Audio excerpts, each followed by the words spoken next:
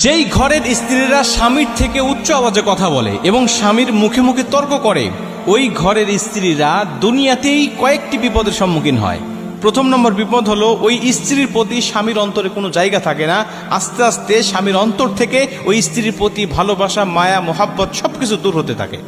কারণ স্ত্রী যতই সুন্দর হোক, যতই উচ্চ শিক্ষিত আর উচ্চ বংশ মর্যাদা সম্পন্ন হোক না কেন, স্ত্রী যদি স্বামীর মুখে মুখে তর্ক করে, স্বামীর আওয়াজের থেকে উচ্চ আওয়াজে কথা বলে, সামান্য কিছুতেই রাগারাগি করে, ওই স্ত্রীর প্রতি স্বামীর অন্তরে কোনো জায়গা থাকে না, কোনো মায়া মোহাব্বত থাকে না। কিন্তু স্ত্রী দেখতে খুব বেশি একটা ভালো নয়, কিন্তু সে ভালো, সে ভদ্র, সে নম্র। স্বামী কিছু বললেই সেটা সে আনুগত্য করে নেয়, মেনে নেয়। ওই স্ত্রীর চেহারা ভালো না হলেও ওই স্ত্রীর জায়গা স্বামীর অন্তরের মধ্যে থাকে সর্বসময়। এজন্য মা বোনদেরকে বলতে চাই, কখনো স্বামীর অবাধ্য হবেন না, স্বামীর মুখে মুখে তর্ক করবেন না এবং উচ্চ আওয়াজে কথা বলবেন না। বললে প্রথম নম্বরে আপনার জন্য স্বামীর অন্তরে কোনো জায়গা থাকবে না। দ্বিতীয় নম্বর